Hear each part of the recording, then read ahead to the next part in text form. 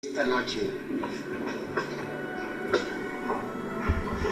hoy nos proponemos investigar sistemas que nos permitan experimentar eso que está más allá del cuerpo físico, eso que pertenece a otras dimensiones de la naturaleza y del cosmos. Bueno, ante todo es necesario que los hermanos pongan mucha atención. Hace unos cuantos años acaeció en Roma un caso insólito. Una monja caía constantemente en trances mediunímicos o hipnóticos. Entonces asumía ciertas actitudes, podríamos decir, inmodestas, o tal vez dijéramos obscenas. Se confesó con el señor cura y le relató la cuestión. Lo que pasaba era que ella conservaba un retrato de un novio que había tenido. Le bastaba ver el retrato para caer en esos trances tan extraños, hipnotizado. Durante tales trances estaba pues en la actitud de una mujer que está en la cópula química, metafísica. El cura se interesó por el tal retrato y le dijo que se lo trajese. Ella naturalmente obedeció. Días después el señor cura tenía en sus manos aquella foto. No era una foto como las actuales, pues en aquella época la fotografía en sí misma no existía. Más bien era un retrato pintado a mano por algún retratista. Bien sabemos que en aquellas épocas que la fotografía no existía, los artistas se solían pintar retratos de personas o hacer retratos de personas en forma realmente maravillosa.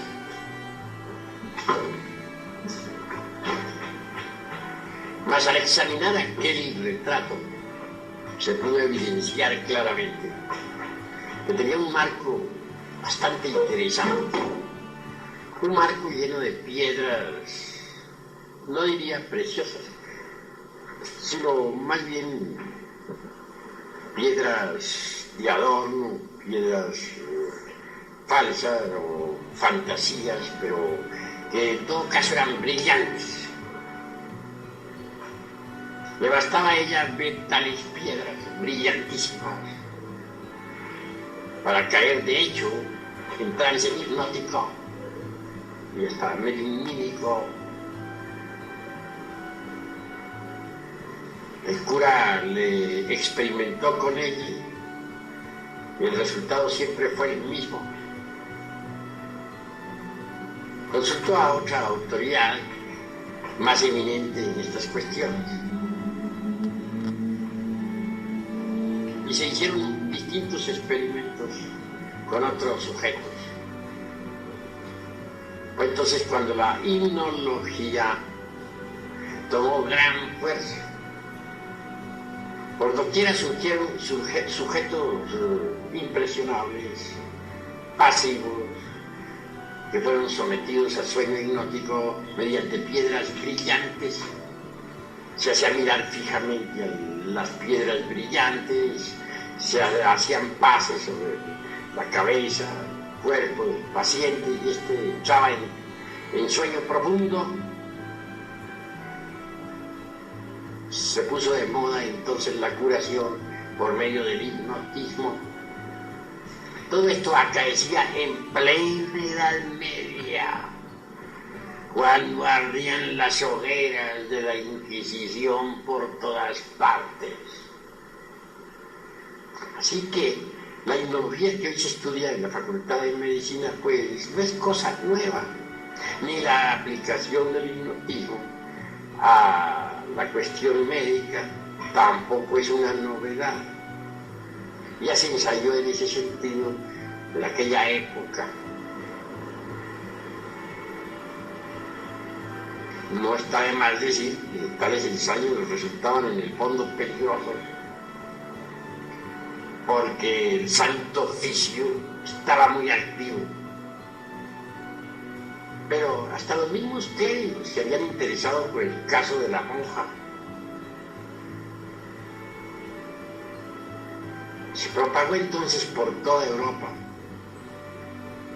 la cuestión de la hipnología, que bien pronto se sucedió por el mediumismo y afines. Toda clase de experimentos psíquicos se suscitaron a raíz de la cuestión esa.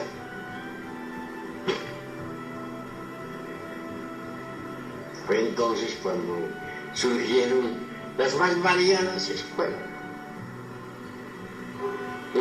Mucho más tarde aparecieron en escena, ya después de algún tiempo, personajes como Richard y Charcot, César Lombroso, Camilo Flammarion, etc.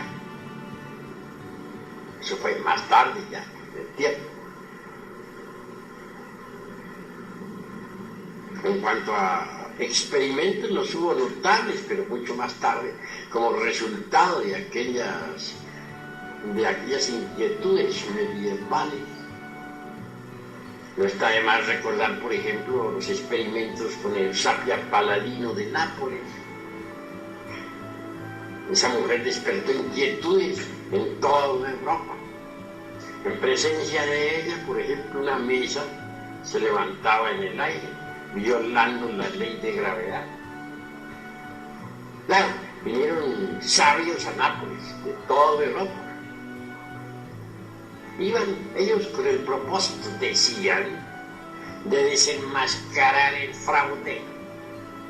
Gentes escépticas por naturaleza y materialistas. Aquellos científicos empezaron por examinar el organismo físico de Eusapia Paladino. Se examinó la orina, la sangre, etcétera, etcétera. Para los experimentos se utilizó un laboratorio muy bien equipado. A Eusapia Paladino se le sentó en una silla fija en el suelo, debidamente asegurada. De lado y lado había un par de postes de hierro. Se le encadenó, como para que no pudiera hacer ningún truco. Se le envolvió el cuerpo con alambres eléctricos. Hasta los dedos de las manos estaban conectados con alambres eléctricos. Cualquier movimientito, por insignificante que fuese, era suficiente como para que sonara un timbre. Así que ella estaba prácticamente controlada.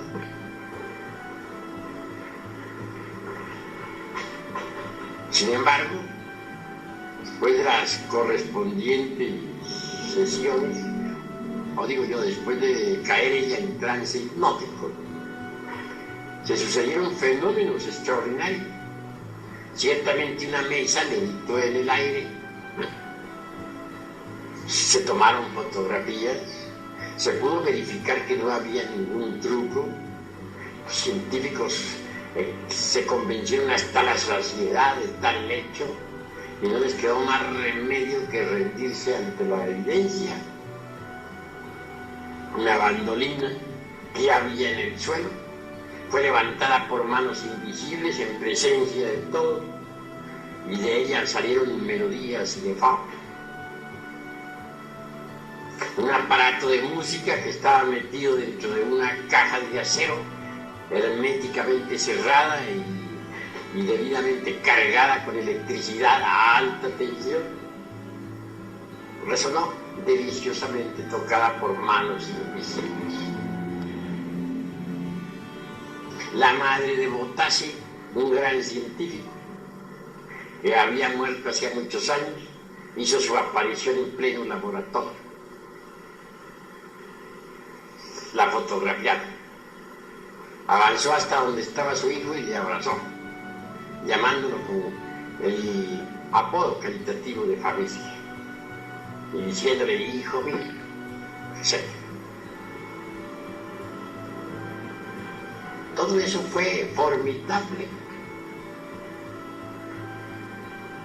No cabía truco ahí. Se tomaron moldes en yeso, de manos, de rostro, etc. Básculas o balanzas debidamente controladas se movieron por sí mismos y marcaron determinados pesos específicos. Manos que podían pasar sobre pedazos fosforescentes de papel, sobre capas de fosforescente, y eran visibles porque para el experimento se apagaban ciertas luces, se dejaban y permanecía todo controlado. Cualquier sospecha de truco era suficiente para que se encendiera un poco. Ahí no cabían trucos. Después de todo, los científicos esos regresaron a sus países de origen perfectamente convencidos. Su escepticismo quedó destrozado, reducido a polvareda cósmica. Que fueron formidables tales experimentos.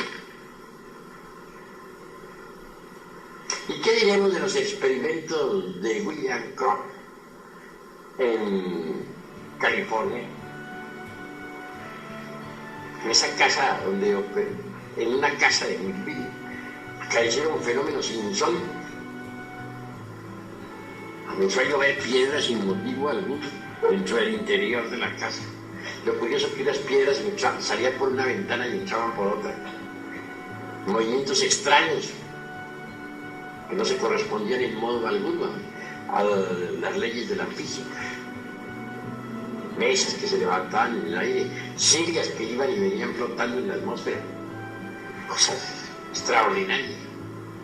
Fue entonces cuando a William Kroc, aquel que descubriera la materia radiante, aquel que la presentara en sus famosos tubos de cristal,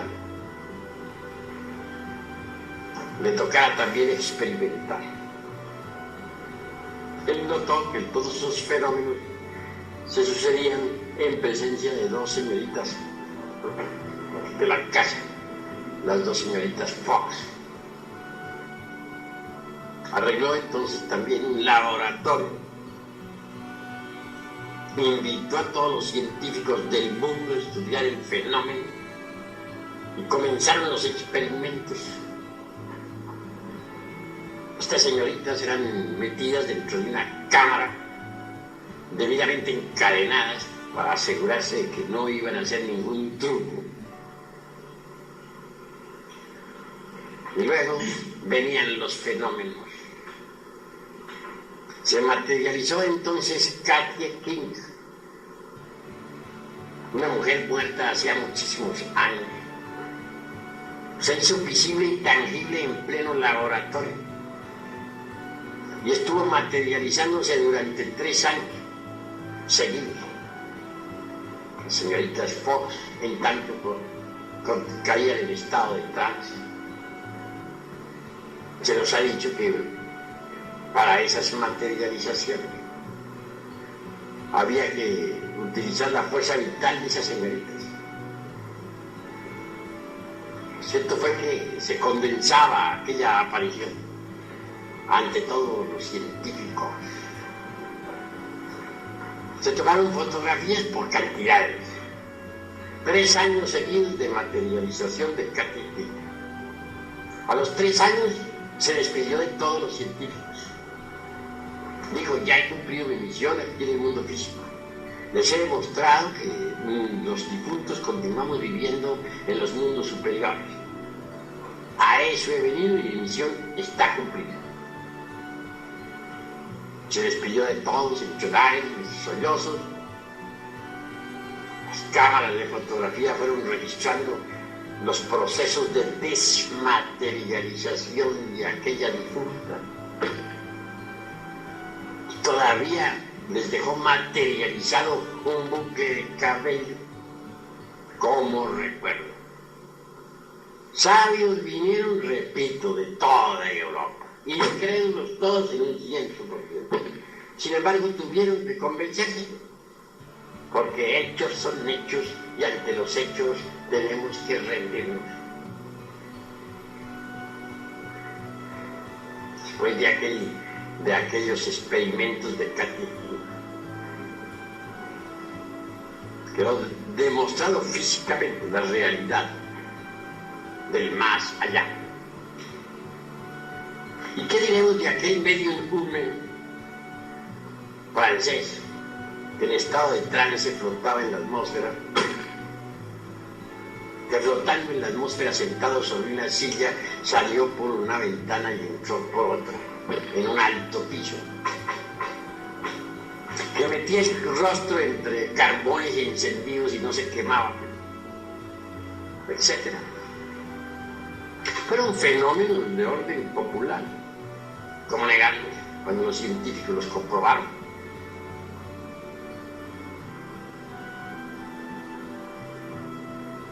Sin embargo, es obvio que esas comprobaciones de tipo psíquico experimental tampoco llevaron a nadie a la iluminación. Nadie se transformó con eso. Lo único que se consiguió fue demostrar la realidad, pues, de las dimensiones superiores de la naturaleza y del cosmos. Mas nadie se transformó con eso. Toda esa serie de sucesos mediunímicos, todos esos experimentos de tipo psíquico, se hicieron populares y como secuencia o corolario aparecieron escuelas de tipo pseudo-esotérico, pseudo-ocultista, medio mediunímicas, medio espiritistas, medio esoteristas, de todo un poco, que se popularizaron.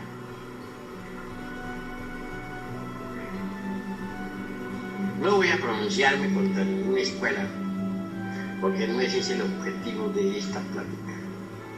Únicamente quiero decirles que tales escuelas de tipo semi-esotérico y semi-espiritista abundaron como secuencia o corolario de tantísimas investigaciones de tipo psíquico. Mas esas escuelas tampoco poseyeron una auténtica tradición esotérica. No fueron escuelas que permitieran la transformación del ser humano. Dichas escuelas poseyeron una abundante biblioteca y muchísimos eruditos, pero no condujeron a nadie a la transformación, a la autorrealización íntima del ser.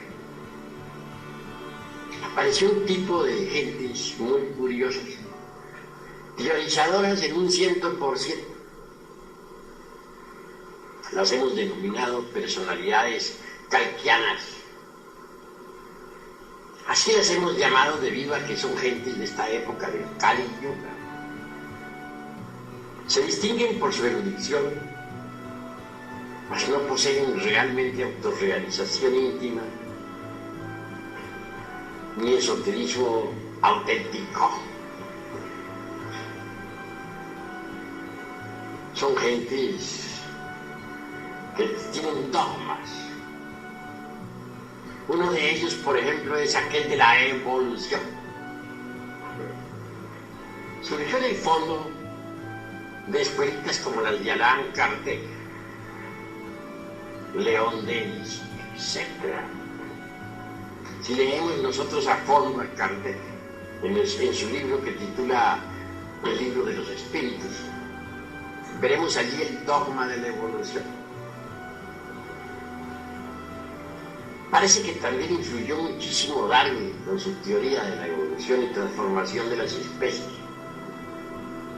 que influyó en forma muy decidida sobre todas esas escuelas cartesianas.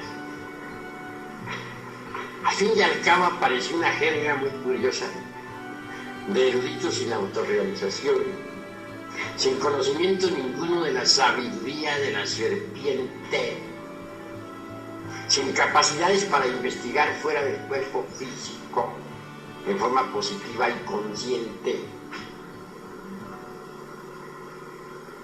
sin experiencia práctica sobre alquimia, sin experiencia directa sobre cábala verdadera, sin conocimiento real de la anatomía oculta del hombre, etcétera. Esa curiosa jerga pareció echar raíces por todas partes y se multiplicó en forma evidente por todo el mundo. Ahora tienen distintos nombres.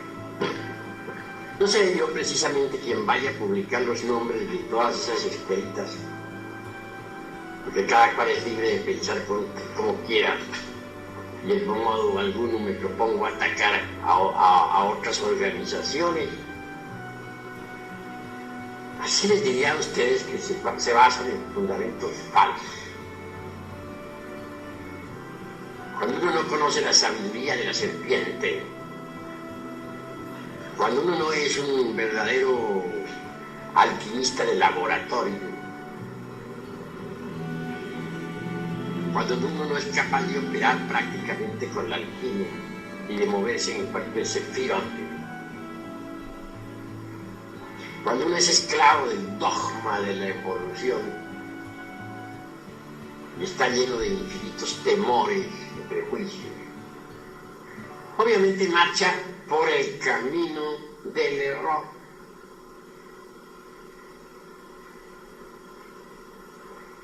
El dogma de la evolución, por ejemplo, es completamente falso.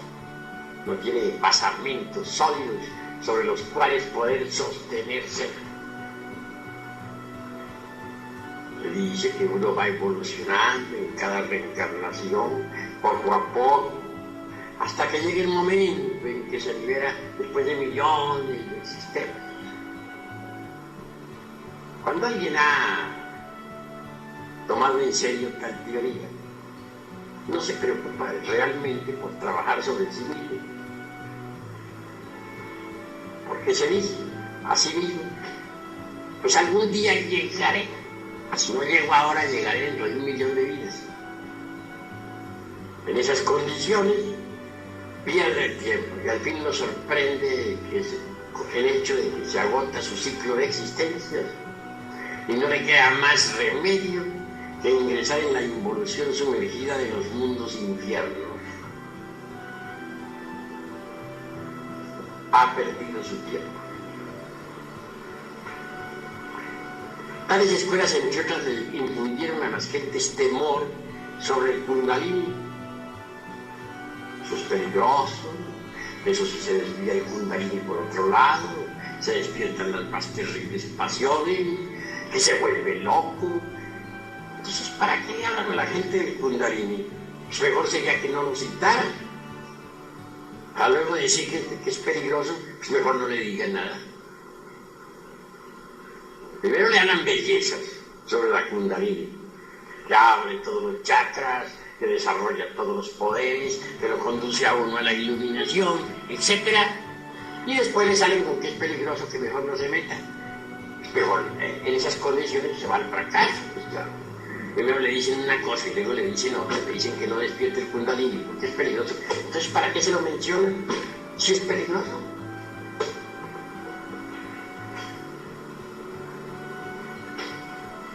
Esas son las jergas en que viven actualmente los pseudoesoteristas y pseudocultistas. Gravísimo es. Evolución obviamente existe, no negamos esa ley, pero al lado de la ley de la evolución existe otra.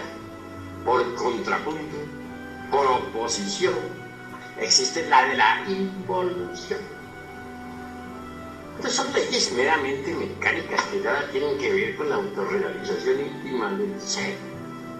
Hay evolución en el grano que germina, en el tallo que crece, en el árbol que ha echado ramas y frutos. Hay involución en la planta que se marchita, que crece y al fin se convierte en un montón de leños.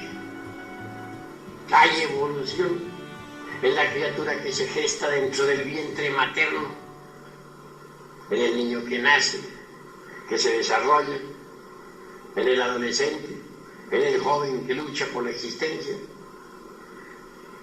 en el hombre maduro y fuerte, etc. Pero hay involución también en el anciano, en el hombre que cada día envejece más y más, y que al fin entra en estado de decrepitud y muere. Procesos meramente naturales. No negamos en modo alguno la existencia de estas dos leyes. En lo que no estamos de acuerdo es en atribuirle a las mismas principios y conceptos completamente equivocados. Toda esta jerga de tipo dogmático, toda esta pseudosapiencia teórica de las distintas escuelas del pseudo-ocultismo y pseudo-esoterismo barato, surgieron en realidad como secuencia o corolario de todo ese psiquismo anterior, espiritismo, mediunismo, mesas parlantes, sujetos en trance, etc. Entonces esa jerga no tiene realmente fundamentos sólidos. No tiene sistemas de investigación superior. Porque en modo alguno me parece correcto que querramos nosotros basar nuestros experimentos exclusivamente en sujetos pasivos, en límites. Se ven tantos errores en el psiquismo barato. Me parece que los hombres serios en modo alguno deberían ocuparse de esa clase, dijéramos, de fenómenos tan ignorantes. Como cita diré algo muy interesante. A poco tiempo, en un inicial de la hermana República de Venezuela, cierta mujer de tipo mediunímico cayó en estado de trance. Una dama que todavía no había disuelto el ego, y que por lo tanto en modo alguno estaba preparada para recibir desideratos cósmicos o mensajes trascendentales del ser. Pero lo curioso es que ella, estando en estado medionímico, le dio por ser sabia. Llamó a fulano de tal y le dijo: tú has recibido la primera iniciación de ustedes mayores. Tú, fulano de tal, tienes la cuarta. Tú, sultano, la quinta. Total, que todos los hermanitos de ese inicial resultaron mahatmas, unos hierofantes. Ahí no había ninguno chiquito, todos eran grandotes. Hermanitos recién llegados ya eran hierofantes. Afortunadamente ese esluz inicial se cerró, gracias a Dios, porque habían caído en un estado de locura insoportable. De cuando en cuando se dan esos casos en los iniciales de algún psíquico cargado de yoes, subjetivo en un 100%, que cae en trance y ya se nos vuelve sabio. Todo esto nos está indicando, mis estimables hermanos, que no es el psiquismo barato, ni el mediunismo, ni los estados incoherentes e imprecisos de una mente desordenada, lo que pueda llevarnos a nosotros realmente a la iluminación. Obviamente no. Existe también la yoga. No quiero pronunciarme contra la yoga, pero sí señalaré algunos peligros. Los hatha yogis, por ejemplo, creen que únicamente a base de puras posturas yógicas es posible la autorrealización íntima del ser. Ese concepto está equivocado. Tampoco quiero irme al otro extremo y decir que alguna gimnasia hatha yogina sea inútil. No, hay ciertas gimnasias hatha yoginas que pueden ser útiles para la salud, para el cuerpo físico.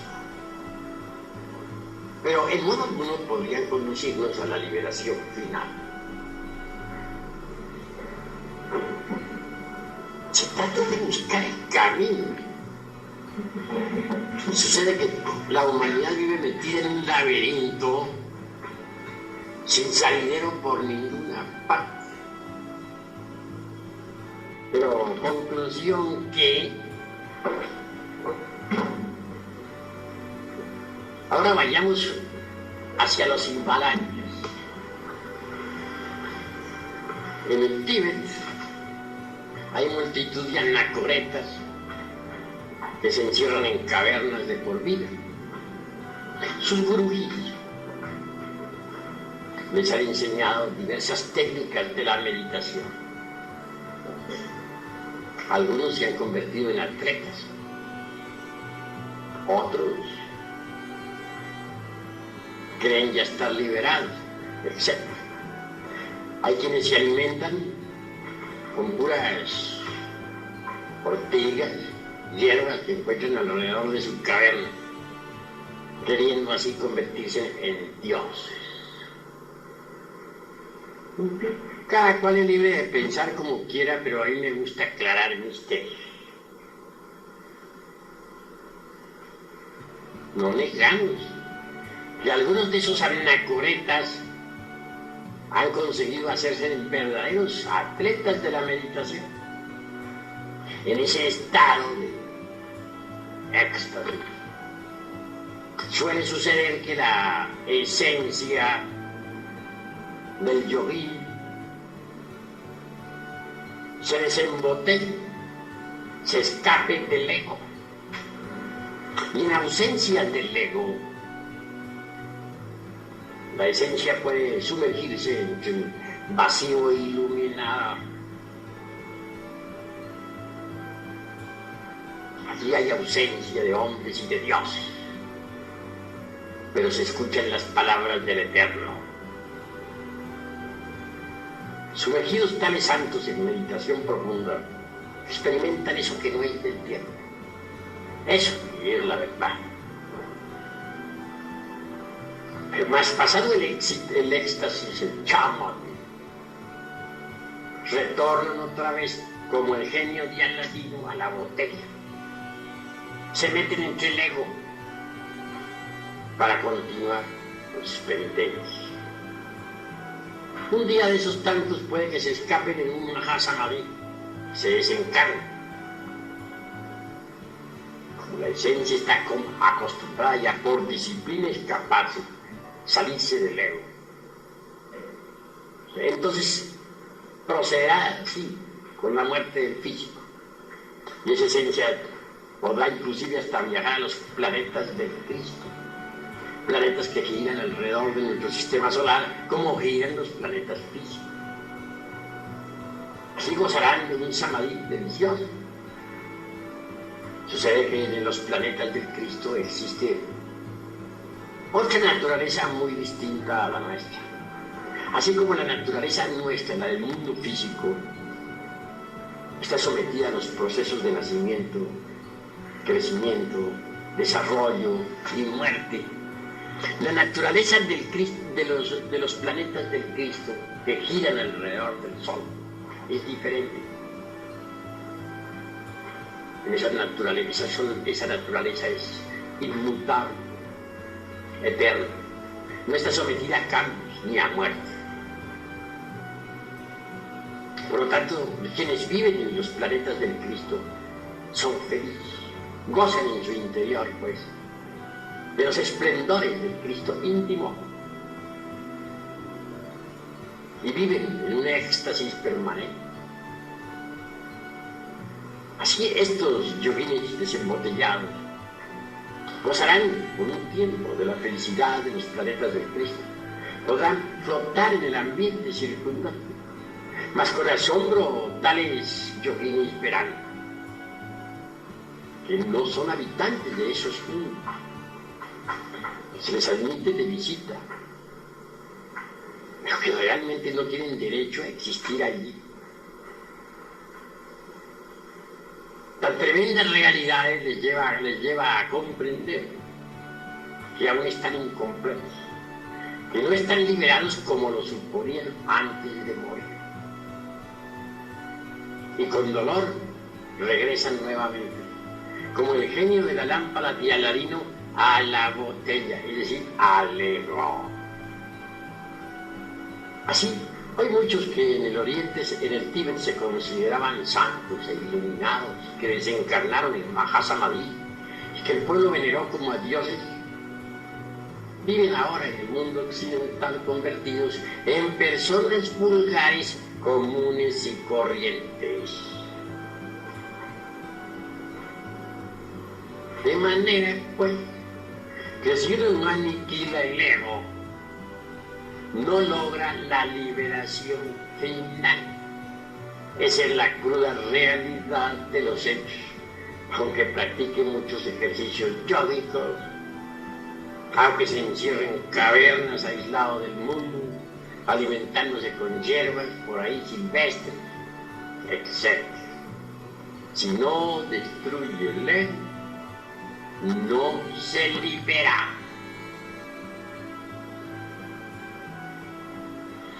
Bien, se ha hablado mucho en las escuelas de tipo pseudo-esotérico y pseudo-ocultista sobre la constitución septenaria del hombre. Todas esas escuelas escuelas calquianas que diríamos, tienen abundante biblioteca. Hay obras donde se menciona claramente los 7 cuerpos del hombre y donde se afirma en forma enfática que toda criatura humana tiene ya los 7 cuerpos. De acuerdo con eso, todos ya son maestros. ¿Pero a qué se deben esos errores?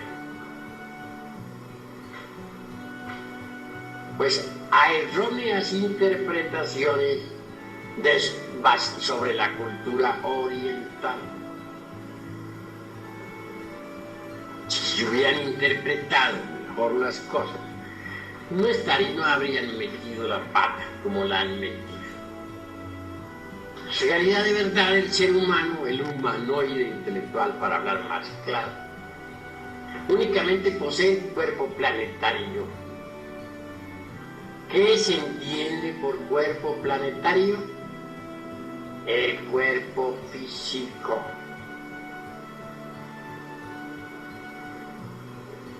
También tiene ese vehículo su asiento vital orgánico.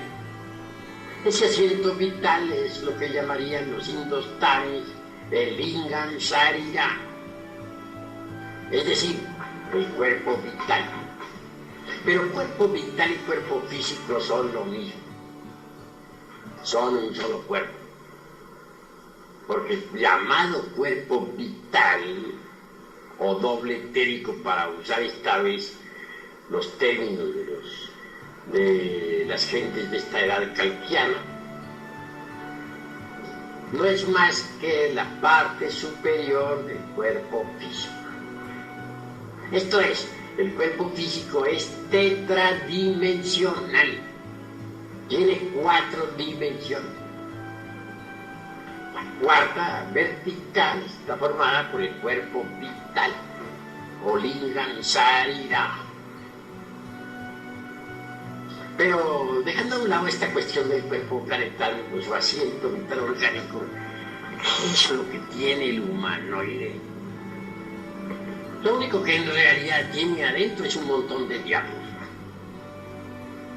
Será un poco duro de decir esto, pero es la verdad.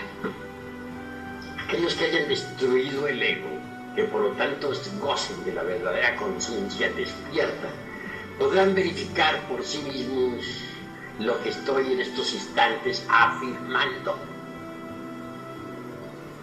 Hay algo digno, sí, el humanoide, no lo negamos, la esencia, pero el Buddhata, como dicen los orientales, hablando a la luz del seno, del chakra,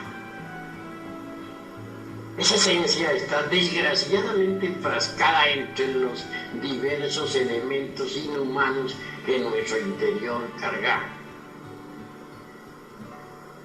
De manera que esos elementos inhumanos son en realidad de verdad un montón de diablos, los demonios rojos de Set, como se dijera en el Alto y Bajo Egipto. Y hablando en el lenguaje tibetano diríamos, esos elementos inhumanos son los agregados, vivas personificaciones inhumanas de nuestros defectos de tipo psicológico. Eso es pues lo que tiene el ser humano, el humanoide. Pero ¿en qué quedamos sobre los cuerpos astrales de que nos hablaban en las escuelas de tipo pseudo-esotérico y pseudo-ocultista? ¿En qué quedamos sobre el famoso manas inferior y manas superior? Es decir, sobre el cuerpo mental y sobre el cuerpo de la voluntad consciente o causal. No, esos cuerpos no los tiene el humanoide. Pero entonces, ¿por qué esas escuelas afirman que sí los tienen? Pues por una pésima interpretación de las enseñanzas orientales, mal interpretadas, fueron difundidas en el mundo occidental y condujeron a la gente al error. Los cuerpos astral, mental y causal hay que fabricarlos. Eso es obvio. ¿Cómo se fabrican esos cuerpos? Si uno no tiene nociones de alquimia, ¿cómo haría para fabricarlos? Ante todo hay que ser alquimista, no hay que estudiar la alquimia. La alquimia, no sé, que los alquimistas agitaron toda la Edad Media. Los alquimistas medievales pudieron salvarse gracias a que decían estaban buscando la fórmula para hacer oro, que su anhelo era ayudar al rey, al gobierno, en cada nación. Así de esa forma y de ese modo escaparon de la hoguera. Se les llamaba también los sopladores. En casa de los alquimistas nunca faltaba todo un laboratorio. Ahí se veían unos enormes fuelles de esos antiguos que para estar soplando el fuego. Se veían crisoles, se veían enormes ollas, chimeneas, etcétera, etcétera, etcétera, todos los utensilios propios del laboratorio. Cuando alguien visitaba la casa, sabía que se encontraba en presencia del alquimista. Algunos hasta podían fabricar jabones también como para disimular la cosa, pero por lo común, todos esos artefactos y utensilios del laboratorio no eran más que el símbolo viviente del cuerpo de doctrina. Se había tomado la alquimia de Egipto, la trajeron a Europa los árabes y la aceptaron muchísimos monjes medievales, eminentes maestros, etc. Ahí tenemos, como para citar algunos personajes, al abate Tripemo, un monje benedictino, alquimista. Fue el maestro nada menos que de Paracelso, otro gran médico y alquimista. Logró la transmutación del plomo en oro y que también consiguió la piedra filosofal y el elixir de la larga vida. Paracelso aún vive todavía. Personalmente yo le conozco. Quienes crean que Paracelso murió están muy equivocados. Y en cuanto al doctor Juan Fama, médico encantador y mago, que viajaba en su caballo desde Praga hasta Varsovia, que asombrara a todo el mundo en aquella época, transmutó el plomo en oro y aún existe. El único que sí no logró mayores triunfos de entre los tres discípulos del abate Tripemo fue Cornelio Agripa. Este hombre cometió el error de ponerse a teorizar. Se pasó su vida razonando, sacando silogismos, prosilogismos, metido dentro del círculo vicioso del razonamiento. Cuando quiso hacer la gran obra, ya estaba muy viejo. No pudo, murió. Le sorprendió la muerte luchando por disolver el yo, queriendo tomar posesión de sí mismo. Pero no llegó, fracasó. Mediante la alquimia, aprende uno a fabricar el mercurio de los sábados, con el que puede fabricar los cuerpos existenciales superiores del ser, indubitablemente transformando el exiohari, es decir, el esperma sagrado. Se elabora el mercurio de los sábados.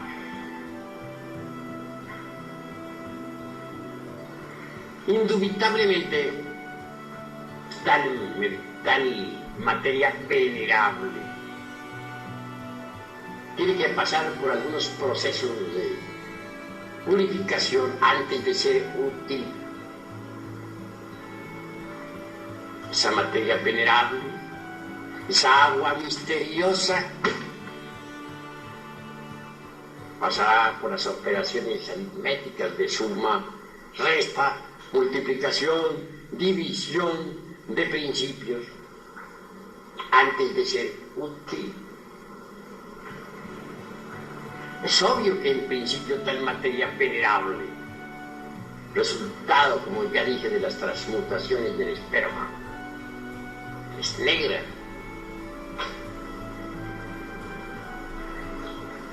Así se logra refinar el sacramento de la Iglesia de Roma. Roma a la inversa se lee amor. Entonces se vuelven esas aguas blancas. Y si se continúa con el proceso de refinamiento sexual, al fin las aguas blancas se tornan amarillas. Al llegar a estas alturas, el azufre es liberado de sus prisiones o centros magnéticos ubicados en los infiernos atómicos del hombre. El azufre es el fuego y es liberado. Este se mezcla entonces con el mercurio y así obtenemos el mercurio azufrado. que asciende por el canal medular espinal hasta el cerebro. El excedente de tal mercurio, después de saturar las células orgánicas, viene a cristalizar dentro de nuestro cuerpo en la forma extraordinaria y maravillosa del vehículo astral o sideral. Quien posee un cuerpo astral sabe que lo tiene, porque puede andar con él, puede flotar en el espacio con él, puede transportarse a otros mundos con él mismo, etc. Es una especie de doble organismo extraordinario, formidable, maravilloso. Una vez que uno se encuentra en posesión de un cuerpo astral, puede darse el lujo de crear para su uso particular un cuerpo mental. Este viene a ser el resultado también de las condensaciones del mercurio. Cuando el mercurio condensa en la forma del cuerpo de la mente, nos transforma. Alguien que posee un cuerpo mental puede absorberse la sabiduría de la naturaleza.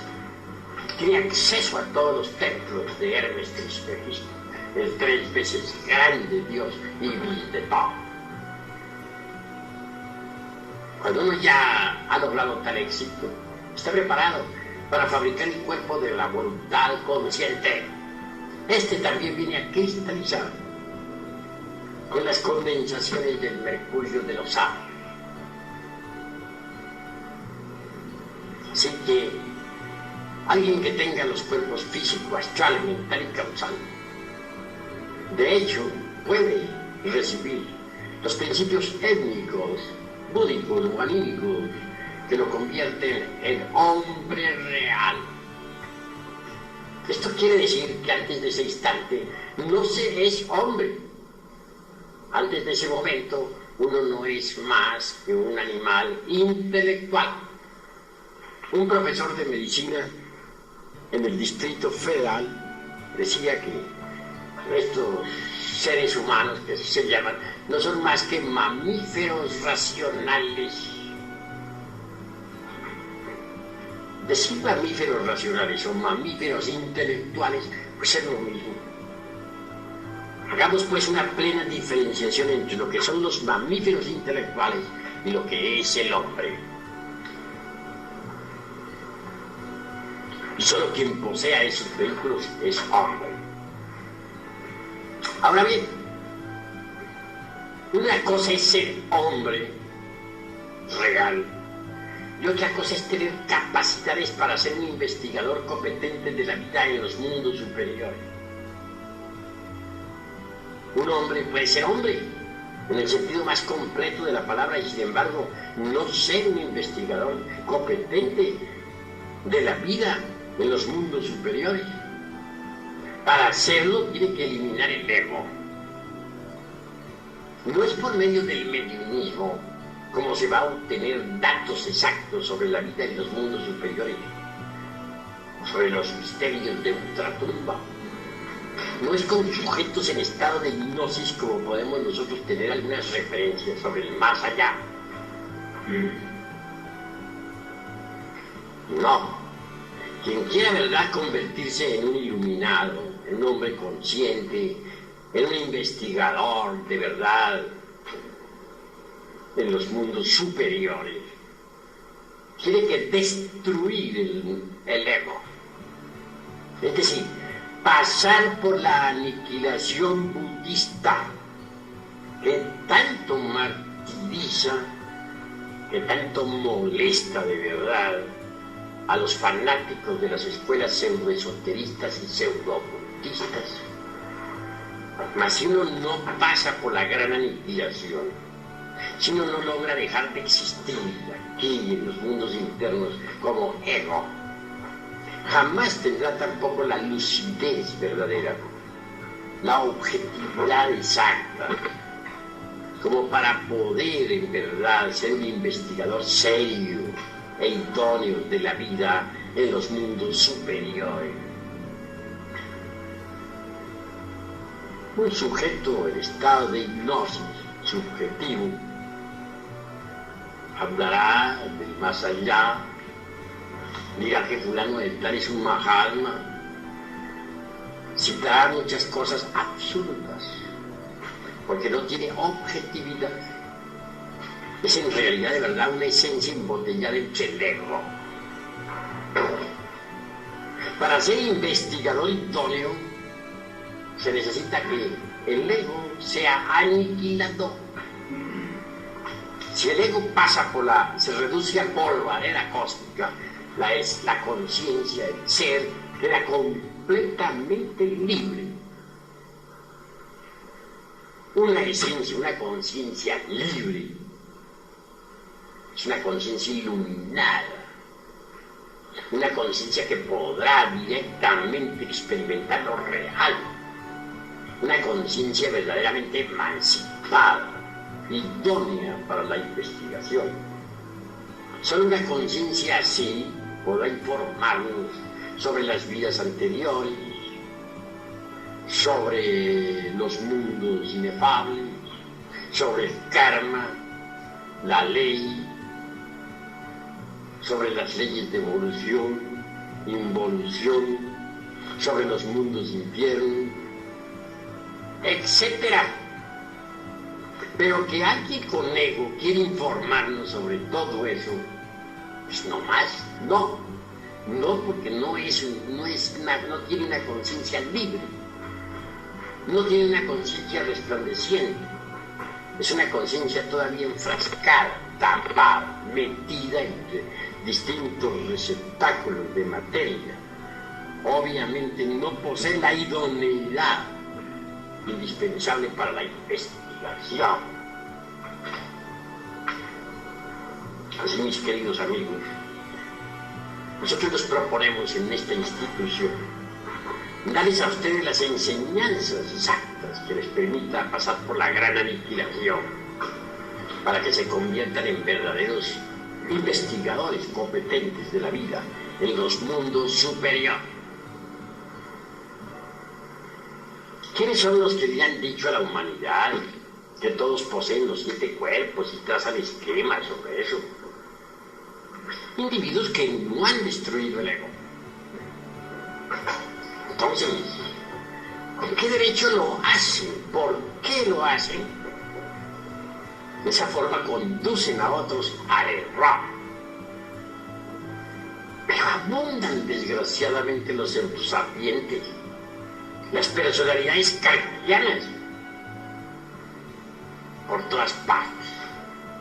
Y esto es una especie de veneno que se propaga en todas las direcciones del mundo. Hay que conocer también a fondo la sabiduría de la serpiente. ¿Cómo podría alguien convertirse en maestro de una escuela si no conoce la sabiduría de la serpiente? Si uno no conoce la sabiduría de la serpiente, vive en tinieblas y no logra la liberación. Ejemplo, sostienen falsamente las escuelas de tipo pseudoesotérico y pseudobudista en todas sus jergas inútiles.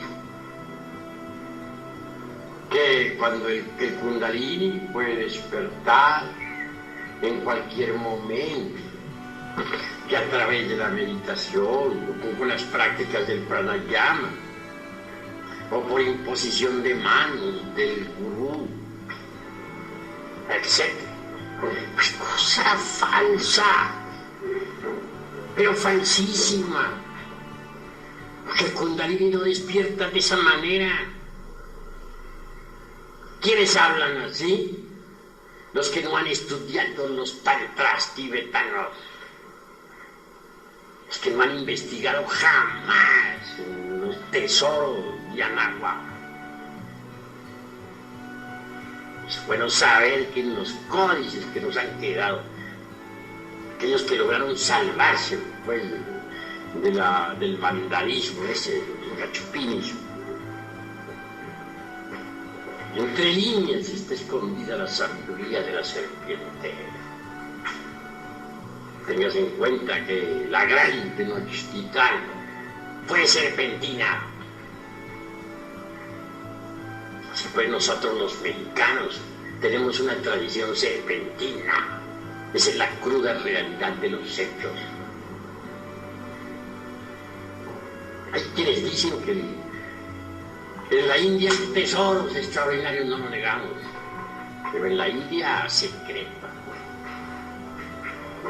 Sin embargo, aquí sí que en México se habla más claro. En Yucatán, por ejemplo, encontré en un templo una gran serpiente de piedra, la actitud de tragarse a un hombre que lo tenía pues entre sus pautas. Si ven ustedes cuidadosamente el charambarán de Chumayel, podrán evidenciar por sí mismos la cruda realidad que necesitamos ser tragados por la serpiente. Así pues, no bastaría despertar el Kundalini. Hay necesidad de ser tragados por la serpiente, si es que queremos gozar de los poderes de la serpiente. Y no es con simple imposición de manos o con pranayama como va a despertar la culebra. No, señores.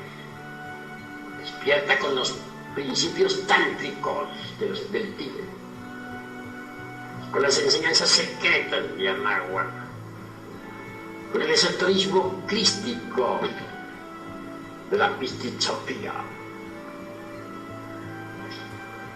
con el gran secreto de los misterios de Leus, con el artificio de los alquimistas medievales. La clave es muy sencilla: conexión del Lingam Yoni, sin eyaculación jamás, de lens semen, durante toda la vida. Es obvio que si no se llega jamás al orgasmo ese fisiológico señalado por la medicina, al espasmo, y así se dice en el varón. En otro sentido, si se evita derramar el vaso de Hermes Trismegisto, ese esperma sagrado, esas secreciones sexuales, se transmutan en energía.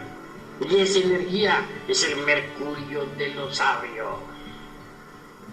En los patios empedrados de los antiguos habitantes de la gran Tenochtitlán, hombres y mujeres permanecían durante meses enteros amándose y trabajando en la forja de los cíclopes para despertar la serpiente ígnea de nuestros mágicos poderes.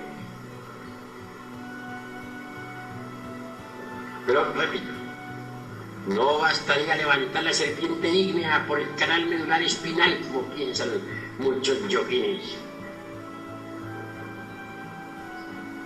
Quien quiera gozar de los poderes de la culebra, de la serpiente, tendrá que ser tragado por la serpiente. Pero la serpiente no come inmundicia, no traga nada inmundo. Cuando la serpiente se traga a un hombre, es porque éste ya ha eliminado hasta la última partícula del ergo.